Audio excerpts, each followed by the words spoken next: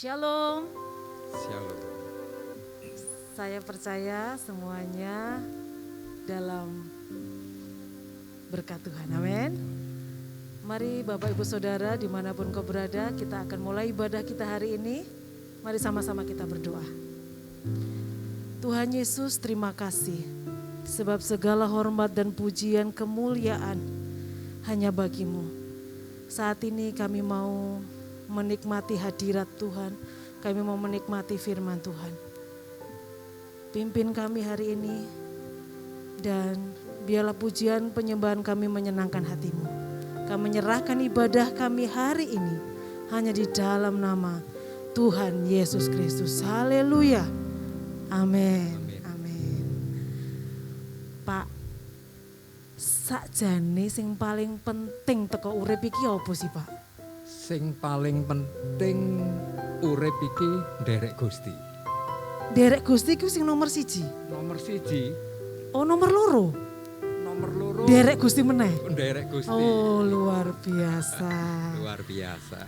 Jadi para sederek teng mriki sedanten sing paling penting derek Gusti nggih. Nggih. Tenan? Mantap. Bapak Ibu Saudara siap? Mari kita memuji Tuhan, nyanyi kagem Gusti, ngutamakne Gusti, amin. Derek Amin. Gusti.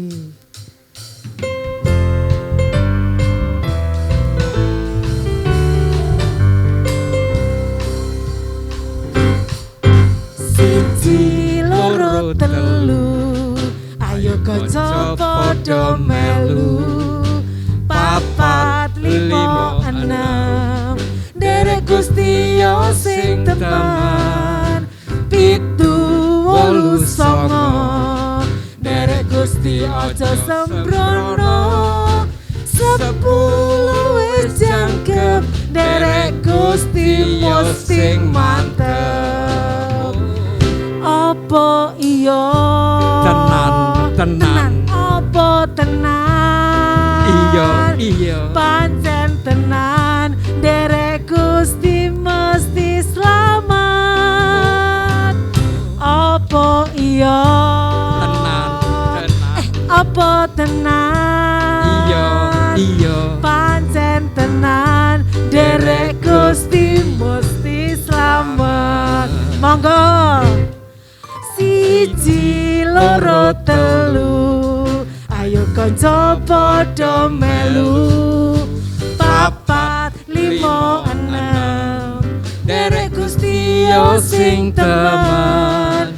Pitu wolu songo, derek Gusti aja sembrono. 10 wis jangkep, derek Gusti mesti selamat. Mosok to, Pak? Apa iya? Tenan. Apa tenan?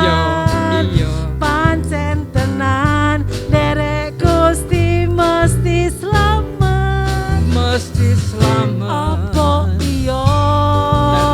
Tenan. Apa tenan? Iya. Pancen tenan, derek Gusti mesti selamat. Aku tekon maneh. Apa iya? Tenan. Apa tenan? Iya. Pancen tenan, derek Gusti mesti selamat. Apa iya? Tenan. Apa tenan? Iya. Pancen tenan, derek Gusti mesti selamat. Pancen tenan, derek Gusti mesti selamat. Pancen tenan to. Pancen tenan, derek Gusti mesti selamat. Amin. Derek Gusti mesti selamat. Amin. Amin. Bapak Ibu Saudara yang terkasih dalam Tuhan, setelah tadi kita ditanya oleh Mbak Ulan, apa yang terpenting di dalam hidup kita? Dan jawabannya satu, yang terpenting adalah hidup bersama Tuhan Yesus. Dan patut kita harus katakan bersama bahwa hari ini sampai selamanya kita harus tetap mencintai Tuhan Yesus. Apapun yang terjadi pada saat ini, pada masa yang sulit, dan kita harus tetap mengikut Tuhan, mencintai Tuhan sampai akhir hidup kita. Kita persiapkan hati kita untuk mendengarkan kebenaran firman Tuhan. Dan yang setuju dengan kami yang ada di tempat ini, mari kita berdoa bersama agar setiap apa yang disampaikan oleh hambanya nanti boleh menjadi berkat di dalam kehidupan kita hari ini sampai selamanya. Bapa, urapi kami, anak-anak-Mu yang mengikuti ibadah secara online pada hari ini. Engkau boleh hadir di tengah-tengah kami, di tengah-tengah saudara kami yang ada di rumah, dan di mana saja saudara yang menyaksikan tayangan ini. Engkau berkati dengan kebenaran firman-Mu. Dan kami satu hati Tuhan, kami tetap mencintai Engkau hari ini sampai kedatangan-Mu yang kedua kalinya. Karena kami yakin dan percaya bahwa tidak ada Tuhan selain Engkau, yaitu Tuhan Yesus Kristus. Bapa, aku mencintai-Mu. Mari kita katakan bersama-sama, saudara.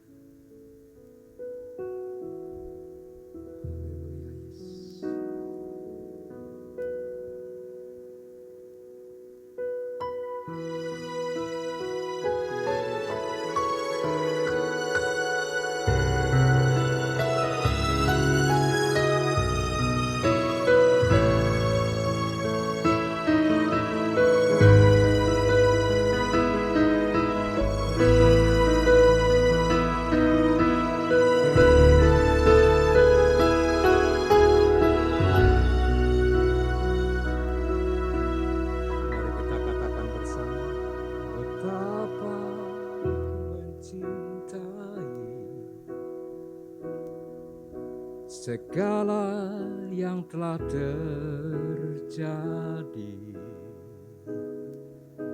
tak pernah sendiri jalani hidup ini, selalu menyertai.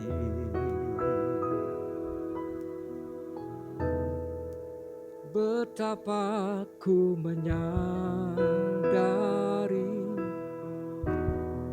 di dalam hidupku ini,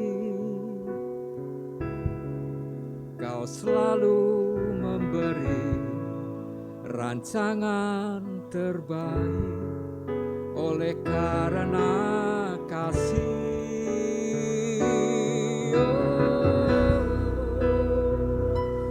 Bapa, sentuh hatiku, ubah hidupku menjadi yang baru, bagai emas yang murni. Kau membentuk bejana hatiku. Bapa, ajarku mengerti sebuah kasih yang selalu memberi, bagai air mengalir yang tiada pernah berhenti.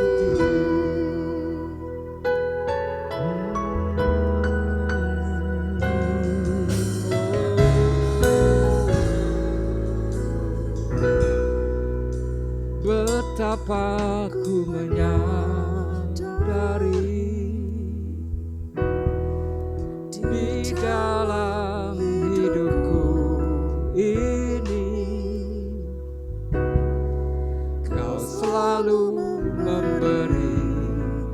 rancangan terbaik oleh karena kasih.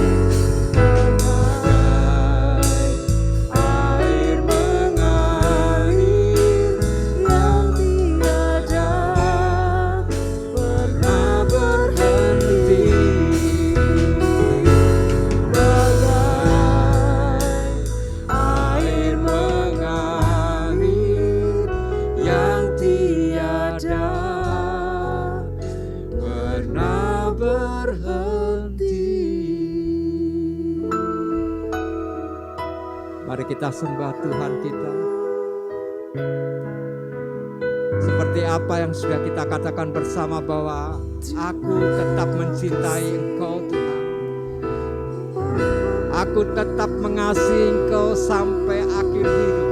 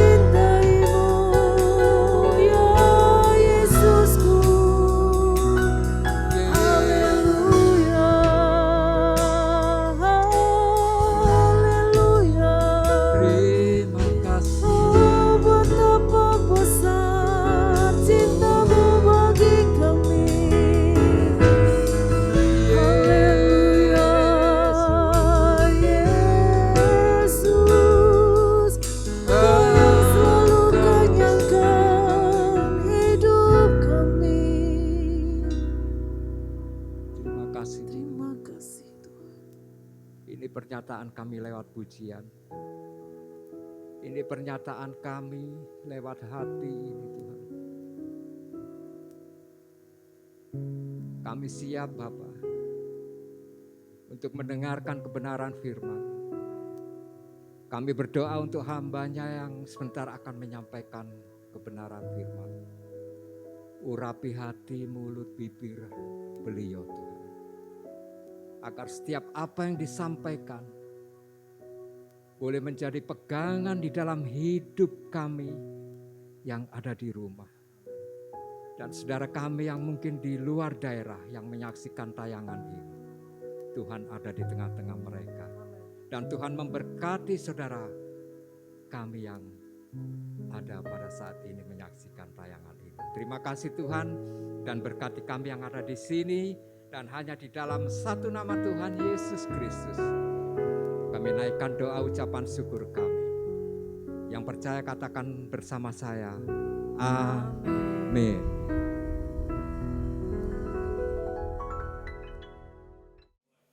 Shalom, Bapak Ibu Saudara yang terkasih di dalam Tuhan. Renungan firman Tuhan bagi kita di ibadah online di minggu kedua di bulan Agustus ini berbicara tentang satu kisah mukjizat besar yang Yesus pernah lakukan, yang Yesus pernah perbuat ketika Tuhan Yesus hidup, hadir dan melayani di dunia ini.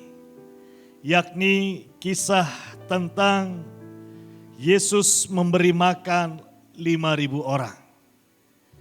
Kisah ini adalah salah satu mukjizat besar yang dicatat di keempat Injil, karena Yesus memberi makan 5.000 orang hanya dengan 5 roti dan 2 ikan, bahkan sisa 12 bakul. Saya yakin Bapak Ibu Saudara yang mendengar renungan firman hari ini tentunya sudah sangat hafal dan familiar dengan kisah Yesus memberi makan 5.000 orang, karena sejak sekolah minggu kita sudah diajarkan dan diceritakan tentang kisah ini. Bagi saya pribadi Bapak Ibu Saudara, selama bertahun-tahun ketika saya membaca dan merenungkan kisah ini, fokus saya hanya ada satu kata, yaitu multiplikasi atau pelipat gandaan. Dan setiap kali saya menyampaikan firman Tuhan atau memberitakan firman ini tentang kisah Yesus memberi makan 5.000 orang, pusat dari pemberitaan saya atau penyampaian saya selalu juga berpusat kepada tentang pelipat gandaan berkat. Ini kuasa yang Tuhan miliki. Kuasa adikodrati yang luar biasa, yang pernah terjadi juga di perjanjian lama. Yaitu ketika Nabi Elia beserta janda di Sarfat dan 1 orang anaknya Tuhan pelihara selama 3,5 tahun di masa kekeringan dan kelaparan dengan segenggam tepung dan sedikit minyak. Tepung tidak habis, minyak juga tidak habis. Untuk makan mereka bertiga selama berhari-hari sampai 3,5 tahun. Ini luar biasa Bapak Ibu Saudara. Jadi kalau dulu Yesus sanggup dan pernah melakukan mukjizat kuasa multiplikasi yang kecil, yang sedikit bisa menjadi banyak dan memenuhi kebutuhan yang besar. Bahkan berlimpah-limpah dan berlebih-lebih. Hari ini, saat ini juga, kuasa yang sama bekerja bagi Bapak Ibu Saudara dan saya dan kita sekalian. Berkat yang kita miliki, mungkin berkatnya tidak banyak, sedikit, kecil, hanya 5 roti dan 2 ikan. Tetapi berkat itu yang kecil ini, Tuhan akan lipat gandakan, Tuhan akan berkati untuk memenuhi setiap keperluan dan kebutuhan kita yang besar. Hari ini terjadi, esok juga akan terjadi.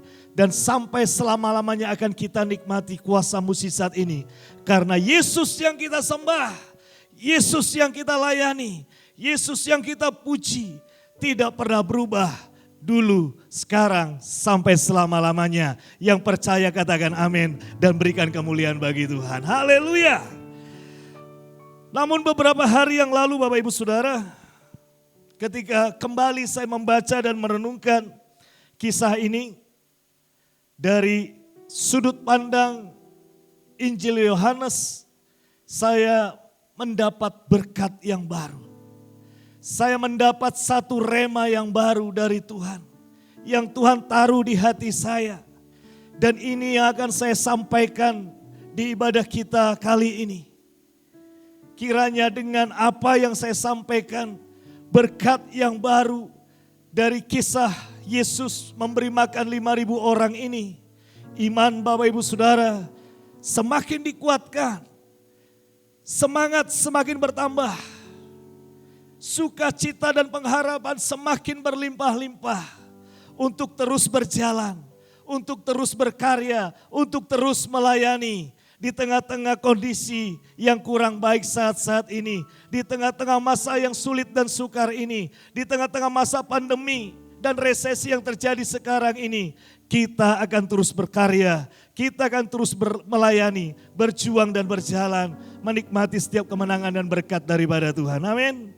Ya, kita akan membuka Yohanes pasal 6, ayatnya yang pertama sampai ayatnya yang ke-15. Saya mengajak Bapak Ibu Saudara, dimanapun kau saat ini berada, buka Alkitabmu, Injil Yohanes pasal 6, ayat 1 sampai ayatnya yang ke-15.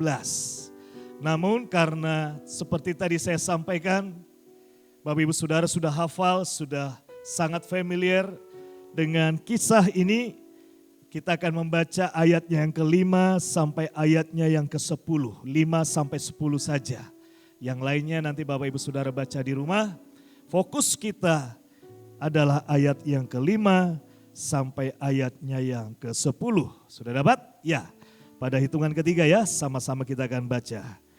3, 2, 1. Ketika Yesus memandang sekelilingnya dan melihat bahwa orang banyak berbondong-bondong datang kepadanya, berkatalah Yesus kepada Filipus, "Di manakah kita akan membeli roti supaya mereka ini dapat makan?" Hal ini dikatakannya untuk mencobai dia, sebab Yesus sendiri tahu apa yang hendak dilakukannya. Jawab Filipus kepadanya, "Roti seharga 200 dinar tidak akan cukup untuk mereka ini, sekalipun masing-masing mendapat sepotong kecil saja." Seorang dari murid-muridnya yaitu Andreas, saudara Simon Petrus berkata kepada Yesus, "Di sini ada seorang anak yang mempunyai 5 roti jelai dan 2 ikan. Tetapi apakah artinya untuk orang sebanyak ini?" Kata Yesus, "Suruhlah orang-orang itu duduk. Adapun di tempat itu banyak rumput, maka duduklah orang-orang itu, kira-kira 5.000 laki-laki banyaknya." Ada 5.000 orang yang mengikuti pelayanan Tuhan Yesus beserta para murid. Ini belum terhitung anak-anak dan para wanita. Jumlah yang sangat besar dan banyak.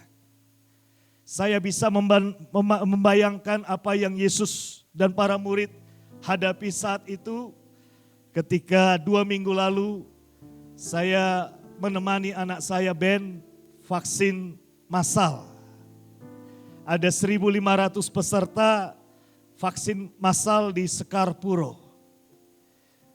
1.500 orang ini dikumpulkan di satu lapangan sepak bola Bapak Ibu Saudara. Dan ketika saya lihat seperti lautan manusia, baru 1.500. Yang Yesus dan para murid hadapi ada 5.000 orang lebih. Jadi kurang lebih 4 kali lipat. Jadi jumlah yang banyak yang dihadapi, jumlah yang begitu besar ada di sekeliling Tuhan Yesus dan para murid. Dan kondisinya mereka lapar. Mereka perlu makan supaya tidak kelaparan. Jadi jumlah yang banyak, jumlah yang besar itu mengakibatkan masalah yang besar bagi Yesus dan para murid. Dan yang sangat menggelitik hati saya adalah di ayatnya yang ke-5 Bapak Ibu Saudara yang tadi kita sudah baca. Yesus meminta Filipus untuk membeli roti buat mereka makan. Di Injil sinoptik yang lain, di Matius, Markus, dan Lukas, lebih tegas lagi, Yesus berkata kepada para murid, "Beri mereka makan." Pertanyaannya, mengapa Tuhan Yesus meminta para murid khususnya Filipus untuk memberi orang banyak ini makan?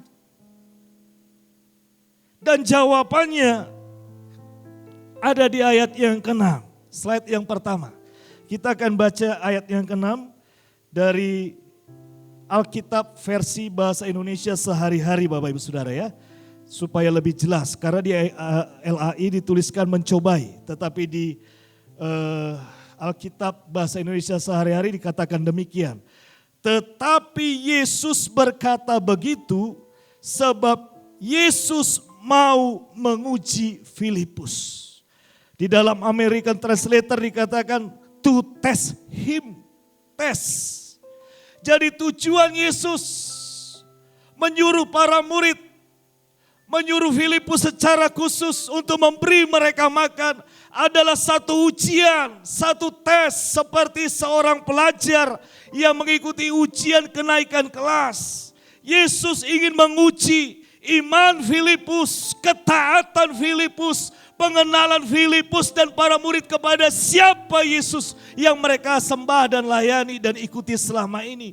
Ini satu ujian Bapak Ibu Saudara. Tidak ada maksud yang jahat, tidak ada maksud yang lain selain ujian supaya mereka naik tingkat kualitas iman mereka, kualitas ketaatan mereka, kualitas kesetiaan mereka, kualitas kasih mereka kepada Tuhan Yesus. Jadi ini ujian bagi para murid, khususnya kepada Filipus.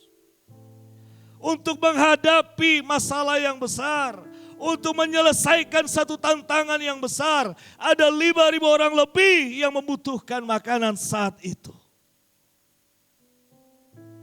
Jadi kalau hari-hari ini Bapak Ibu Saudaraku yang terkasih di dalam Tuhan, kita mengalami satu pergumulan yang besar di dalam hidup kita. Saya tuliskan di slide selanjutnya, apa masalah yang sedang kau hadapi? Masalah di dalam keuangan, masalah di dalam kesehatan, masalah di dalam keluarga, masalah di dalam pekerjaan dan bisnis, masalah di dalam hubungan dan masa depan, masalah di dalam pendidikan dan lain sebagainya. Apa masalah, apa tantangan, apa cobaan yang besar yang sedang kau hadapi hari-hari ini? Di masa-masa resesi dan pandemi COVID-19 ini. Ini ujian bagi kita Bapak Ibu Saudara. Ini satu ujian buat kita pribadi lepas pribadi. Iman kita kepada Tuhan, pengenalan kita kepada Bapa di surga. Tidak ada maksud lain. Tidak ada rencana Tuhan yang buruk yang terjadi. Kalau hari-hari ini kita mengalami persoalan, hari-hari ini kita mengalami tantangan yang besar. Seperti yang Filipus dan para murid hadapi saat itu, ada 5.000 orang yang sedang mengalami kelaparan. Jadi jangan salah paham sama Tuhan. Jangan kecewa sama Tuhan. Tuhan, mengapa Tuhan izinkan pandemi ini terjadi? PPKM membuat toko sepi, penghasilan menurun dan lain sebagainya. Banyak orang yang kehilangan orang-orang yang dicintai dan lain sebagainya. Ini ujian Bapak Ibu Saudara. Ini satu tes, kembali ke slide yang pertama. Tidak ada maksud Tuhan yang jahat. Karena di ayat selanjutnya, warna biru sudah saya tulis, Yesus sudah tahu apa yang akan dilakukannya. Jadi Yesus sudah tahu apa yang akan dilakukannya Bapak Ibu Saudara. Tetapi dia memberi kesempatan ujian buat Filipus dan para murid untuk membuktikan kualitas iman, ketaatan dan kesetiaan mereka kepada Tuhan. Ini seperti seorang guru yang memberi tugas matematika kepada anak kelas 1 SD. Anak-anak, ya Pak Guru, ayo kita ujian. 4 ditambah 4 berapa anak-anak? Kalaupun para murid anak-anak kelas 1 tadi tidak ada bisa yang menjawab 4 tambah 4 sama dengan berapa, gurunya sudah punya jawabannya. Jadi guru memberi satu pertanyaan yang dia sudah tahu jawabannya. Dia hanya ingin tahu apakah para murid sudah menguasai atau sudah paham. Kalaupun tidak, dia sudah punya jawaban. Ini yang saya mau tekankan di ibadah kali ini. Yesus sudah tahu apa yang akan dilakukannya. Ketika hari-hari ini engkau mengalami masalah di dalam keuangan, hari-hari ini kau mengalami masalah di dalam kesehatan, di dalam keluarga, pekerjaan, bisnis, masa depan, pendidikan, dan lain sebagainya. Dengar baik-baik Bapak Ibu, ini yang mau saya sampaikan, berkat kedua. Selain multiplikasi yang tadi sudah saya sampaikan, ada message dari surga bagi kita, bahwa Yesus sudah tahu apa yang akan dilakukannya. Amin. Yuk. Saya tidak tahu apa masalah Bapak Ibu Saudara. Saya tidak tahu apa yang sedang kau alami hari-hari ini. Mungkin hari-hari ini kita sedang mengalami satu persoalan yang besar. Kita baru mendapat surat pemberhentian kerja, pemotongan gaji, bahkan dapat surat PCR positif dan lain sebagainya. Dengar baik-baik. Yesus sudah tahu apa yang akan dilakukannya. Sama-sama dengan saya, kita hafal ayat ini. Sama-sama dengan saya, sekali lagi, yang biru. Yesus sudah tahu apa yang akan dilakukannya bagiku. Ya, amin. Sudah hafal? Yuk, sekali lagi. Sama-sama, 1, 2, 3. Yesus sudah tahu apa yang akan dilakukannya bagiku. Yesus sudah tahu. Yesus sudah paham bagaimana caranya. Dia Tuhan yang maha kuasa. Bagi Tuhan tidak ada yang mustahil. Roma 11 ayat 33. Saya akan bacakan satu ayat buat kita semua. Roma 11 ayat 33. Demikian firman Tuhan. Roma 11 ayat 33. 1, 2, 3. Oh, alangkah dalamnya kekayaan, hikmat dan pengetahuan Allah. Sungguh tak terselidiki keputusan-keputusannya, dan sungguh tak terselami jalan-jalannya. Ini Tuhan kita. Gak terselami Bapak Ibu Saudara. Jalan-jalan Tuhan, cara-cara Tuhan tidak terselami. Gak usah mendikte Tuhan. Gak usah ngajarin Tuhan. Kembali ke Yohanes 6 tadi. Dikatakan ayatnya yang ke-7. Jawab Filipus kepada Yesus. Roti seharga 200 dinar tidak akan cukup untuk mereka ini. Sekalipun masing-masing mendapat sepotong kecil saja. Filipus mencoba memberi pemahaman kepada Yesus. Yesus gak penting pemahaman dari manusia. Yesus gak perlu penjelasanmu. Yesus gak perlu proposal kita Bapak Ibu Saudara. Dia sudah tahu apa yang akan dilakukannya bagimu. Dia sudah tahu bagaimana cara memberkatimu. Dia sudah tahu berapa sisa rekeningmu. Dia tahu kebutuhanmu. Dia tahu penyakitmu. Dia tahu obatnya. Dan dia tahu caranya Bapak Ibu Saudara. Yesus sudah tahu. Gak usah diajari.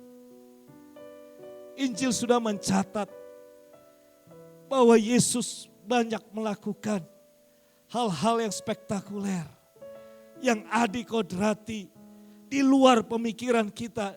Yesus punya 1001 cara untuk memberkati dan menolong kita.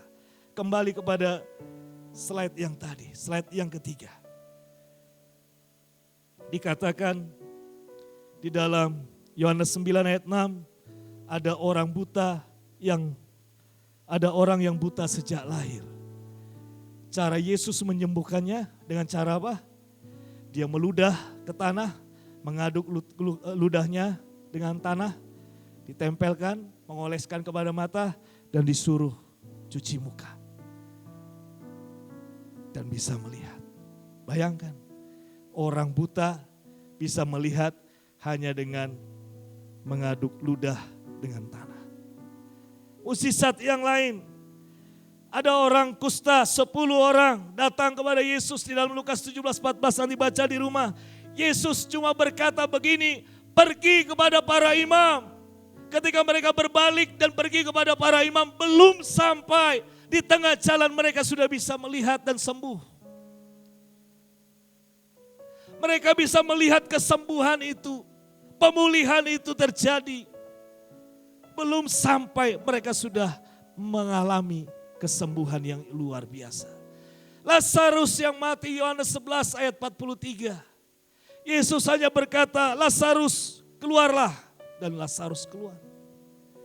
Yesus juga pernah membayar bea atau pajak rumah ibadat. Caranya, mari buka Matius 17 ayat 27. Saya akan bacakan buat kita. Ini menarik Bapak Ibu Saudara. Supaya kita paham betapa dalamnya, betapa hebatnya, betapa luar biasanya Tuhan kita. Tetapi supaya jangan kita menjadi batu sandungan bagi mereka, pergilah memancing ke danau. Dan ikan pertama yang kau pancing, tangkaplah dan bukalah mulutnya. Maka engkau akan menemukan mata uang 4 dirham di dalamnya. Ambillah itu dan bayarlah kepada mereka, bagiku dan bagimu juga. Ini saya bacakan karena ini bicara tentang ekonomi, keuangan. Yesus perlu uang, yes, untuk bayar pajak, bayar bea. Caranya, Petrus disuruh mancing, ada ikan, buka mulutnya, dapat 4 dirham. Logika manusia gak jalan Bapak Ibu Saudara. Tetapi ini yang ingin saya tegaskan bagi kita, bahwa Tuhan punya 1001 cara yang bisa menolong kehidupan Bapak Ibu Saudara dan kita semua. Jadi gak perlu mendikte Tuhan sekali lagi. Jadi gak perlu ngajarin Tuhan. Tuhan aku perlu duit. Tolong Tuhan caranya seperti ini, seperti ini, seperti ini, seperti Filipus tadi. Tinggalkan Bapak Ibu Saudara. Tuhan kita dahsyat. Dia pencipta langit dan bumi. Dia punya begitu banyak solusi bagi kita. Dia sudah tahu apa yang akan diperbuatnya bagimu. Terima ini. Jadi ketika engkau mengalami masalah, ketika engkau mengalami persoalan yang besar, setting di pikiranmu, Tuhan Yesus sudah tahu apa yang akan diperbuatnya bagiku. Jadi izinkan Yesus melakukan bagiannya. Izinkan Yesus berkarya sesuai dengan cara dan waktunya. Biarkan Tuhan melakukan bagiannya. Bagian kita adalah, di slide selanjutnya saya tulis, adalah Yohanes 6 ayatnya yang ke-9. Dikatakan demikian, Yohanes 6 ayat 9. Di sini ada seorang anak yang mempunyai 5 roti jelai dan 2 ikan. Tetapi apakah artinya untuk orang sebanyak ini? Biarkan Tuhan melakukan bagiannya. Tetapi bagian kita adalah, jadilah seperti seorang anak. Saya yakin ini bukan satu kebetulan Bapak Ibu Saudara. Saya yakin Injil ini tidak secara kebetulan ada seorang anak yang punya 5 jelai roti dan 2 ikan. Karena Yesus sejak awal berkata kita harus memiliki sifat karakter seorang anak. Yuk bandingkan Matius 18 ayat yang ketiga. Dikatakan apa di dalam Matius 18 ayat ketiga? Lalu berkata, aku berkata kepadamu, kata Yesus, sesungguhnya jika kamu tidak bertobat dan menjadi seperti anak kecil ini, kamu tidak akan masuk ke dalam kerajaan surga.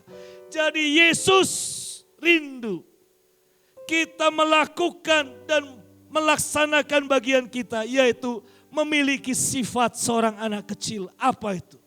Anak kecil polos, tulus, dan neko-neko. Dia believe totality kepada orang tuanya, kepada gurunya. Dia gak mikir, gak khawatir. Beberapa waktu yang lalu, karena satu keperluan saya mengunjungi jemaat di persekutuan doa di Bunul. Saya ngajak anak saya Mima, ketika selesai kunjungan, ibu ini memberi Yemima uang 50.000. Di sepeda motor Mima bilang begini kepada saya, "Pak, ini uang yang dikasih ibu, tadi saya kasih ke papa ya. Nanti belikan sepatu sekolah saya yang gak muat, buku tulis, dan semua perlengkapan sekolah saya yang lainnya. Uangnya cuma 50.000, permintaannya banyak sekali. Apakah 50.000 yang dia serahkan kepada saya cukup untuk membeli sepatu, perlengkapan sekolah dan lain-lain? Gak cukup. Tetapi ini seorang anak Bapak Ibu Saudara, anak kecil. Dia gak mikir, dia gak perlu tahu. Dia dengan polos lugu percaya saja bahwa uang itu pasti cukup, bahwa uang itu pasti bisa memenuhi keperluan sekolahnya. Ini yang Yesus mau tekankan bagi kita. Di minggu kedua ini, memasuki bulan ini Bapak Ibu Saudara, miliki karakter seorang anak kecil. Bukan seorang yang mendikte, bukan seorang yang mau ngajarin Tuhan. Yang ragu dan khawatir akan kedahsyatan dan kebesaran Tuhan. Kalau seorang anak kecil saja percaya kepada papahnya, apalagi kita percaya kepada Pak kita yang luar biasa. Amin. Kalau Yemima saja percaya kepada saya,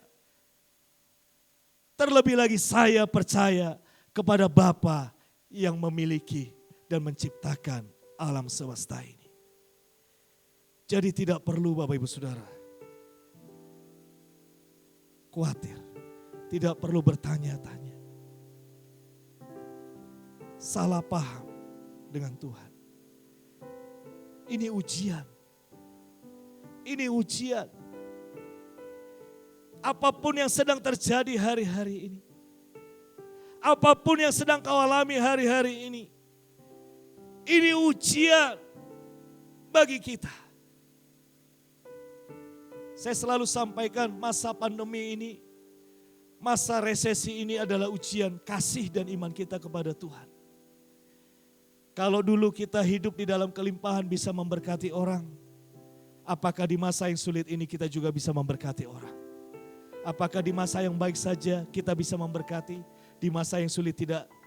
Ini ujian bagi kita. Dan saya yakin dan percaya, Tuhan sudah tahu apa yang akan diperbuatnya bagimu. Slide selanjutnya yang akan menjadi konklusi, saya akan menuliskan sebuah kalimat seperti ini. Setiap gembok tidak pernah dibuat tanpa kunci. Tuhan tidak pernah mengizinkan masalah tanpa solusi. Ini yang saya tuliskan buat Bapak Ibu Saudara. Sebagai konklusi apa yang ingin saya sampaikan di ibadah kedua ini. Tidak ada gembok yang diciptakan tanpa kunci. Semua gembok ada kuncinya. Dan setiap masalah yang kau alami pasti ada solusinya. Dan itu Yesus sudah tahu. Yesus sudah tahu apa yang akan diperbuatnya bagimu. Dan engkau akan menerima mukjizat, pertolongan dan keajaiban Tuhan. Hanya bertindaklah seperti anak kecil tadi. Yang percaya, yang total, yang polos, yang tidak ragu-ragu bahwa Tuhan sanggup memberkati. Ayat terakhir dan saya akan selesai di sini Bapak Ibu Saudara. Saya mengajak Bapak Ibu Saudara dimanapun kau berada saat ini, yuk kita sama-sama baca Efesus 3 ayatnya yang ke-20 ya. Sudah dapat? Mari kita baca bersama-sama. 1, 2, 3. Bagi dialah yang dapat melakukan jauh lebih banyak daripada yang kita doakan atau pikirkan. Seperti yang ternyata dari kuasa yang bekerja di dalam kita. Amin. Ada kuasa Roh Kudus di dalam hidupmu. Ada kuasa Tuhan di dalam hidupmu. Kuasa multiplikasi, kuasa pelipat gandaan ada di dalam hidup kita. Yesus sudah tahu apa yang akan diperbuatnya bagimu. Yesus punya 1001 cara untuk menolong hidupmu. Di dalam setiap persoalanmu apa saja. Jangan takut dan jangan khawatir. Jadilah seperti anak kecil tadi. Supaya iman kita tahan uji. Supaya ketaatan dan kesetiaan kita dan kasih kita kepada Tuhan. Itu lulus ujian. Dan Tuhan akan memberkati kita. Jauh dikatakan lebih banyak. Jauh. Engkau perlu 3, Tuhan kasih 5. Engkau perlu 5, Tuhan kasih 10. Lebih dari apa yang kau pikirkan dan doakan. Engkau akan terima. Mau diberkati Tuhan lebih? Seberapa banyak Bapak Ibu Saudara yang mau hidupmu diberkati Tuhan berlimpah-limpah. Amin. Angkat kedua tanganmu hari ini di hadapan Tuhan. Katakan, Tuhan, Engkau tahu apa yang akan kau lakukan bagiku. Dan aku tahu Engkau akan memberkatiku berlimpah-limpah. Engkau akan memberkatiku dengan segala yang terbaik, lebih dari yang aku pikirkan dan doakan. Karena bagimu tidak ada perkara yang mustahil. Saya mengajak Bapak Ibu Saudara, mari kita berdoa. Apa yang kau hadapi? Apa yang kau alami? Tantangan persoalan apa? Mari bawa ke hadapan Tuhan. Serahkan semua pada Tuhan. Tugas kita hanyalah seperti anak kecil tadi. Serahkan semua sama Tuhan. Tuhan, ini yang aku punya. Tuhan, ini yang aku miliki. Ini yang aku bisa. Selebihnya itu urusannya Tuhan. Tugasku melakukan apa yang aku bisa. Selebihnya Tuhan yang akan menyelesaikan bagiku. Mari angkat pujian ini bersama-sama. Menjadi doa dan iman kita.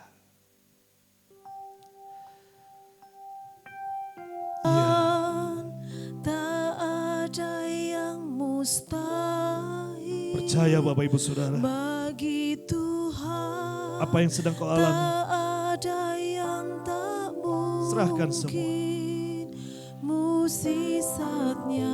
Tuhan, aku mau bisnis, mau usaha. Tapi modalku cuma segini Tuhan. Serahkan semua. Tuhan, aku ingin membeli sesuatu, tetapi uangku cuma seperti ini Tuhan. Sebesar ini, serahkan sama Tuhan. Tuhan, aku ingin, tetapi kondisiku seperti ini, serahkan sama Tuhan. Jadilah seperti anak kecil. Imanmu diuji, apakah kau percaya kepada Dia? Kalau Tuhan perintahkan engkau untuk memberkati, kalau Tuhan suruh engkau untuk mengampuni, lakukan. Tidak usah dipikir. Dia sudah tahu apa yang akan Dia perbuat bagimu. Taat, setia. Kau akan menerima musisat daripada Tuhan. Ya, Tuhan akan pulihkan hidupmu. Tuhan akan pulihkan keluargamu. Tuhan akan pulihkan ekonomimu.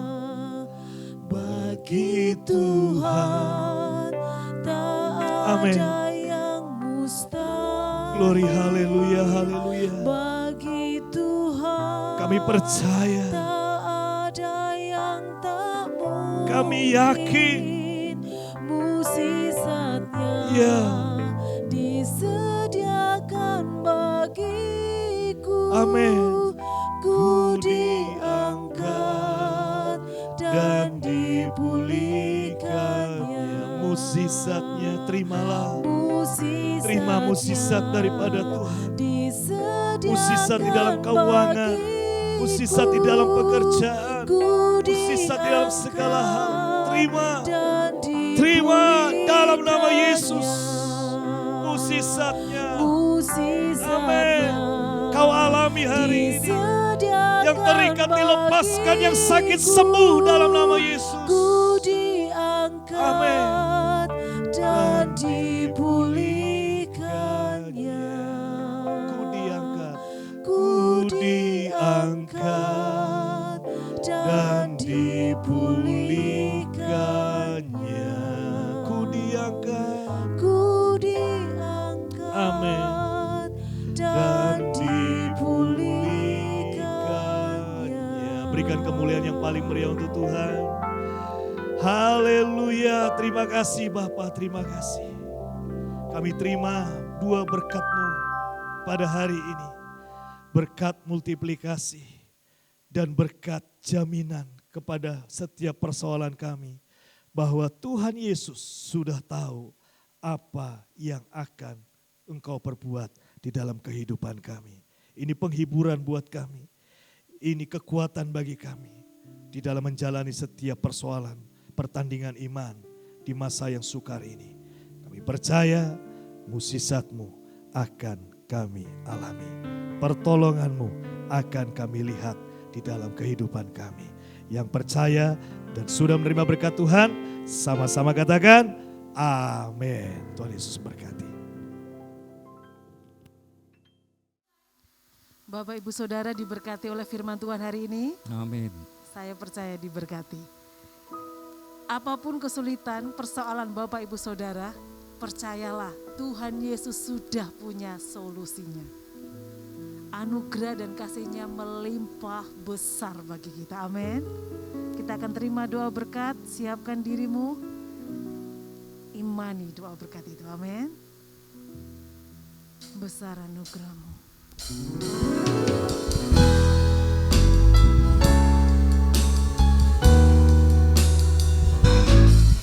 Besar anugerah-Mu, berlimpah kasih-Mu, semakin hari semakin bertambah. Besar anugerah-Mu, besar anugerah-Mu, besar anugerah-Mu, berlimpah kasih-Mu, semakin hari semakin bertambah. Besar anugerah-Mu, semakin hari semakin bertambah. Besar anugerah-Mu. Sekali lagi katakan semakin hari semakin bertambah. Besar anugerah-Mu. Berikan suara-suara yang paling meriah untuk Tuhan kita. Tuhan yang dahsyat, Tuhan yang luar biasa. Amin. Bapak Ibu Saudara, buka hatimu dan terimalah berkat daripada Tuhan. Tuhan memberkati engkau dan melindungi engkau. Tuhan menyinari engkau dengan wajah-Nya dan memberi engkau kasih karunia. Tuhan menghadapkan wajah-Nya kepadamu dan memberi engkau damai sejahtera mulai hari ini sampai selama-lamanya. Yang sudah diberkati Tuhan sama-sama katakan amin. Tuhan Yesus berkati. Selamat hari Minggu. Shalom.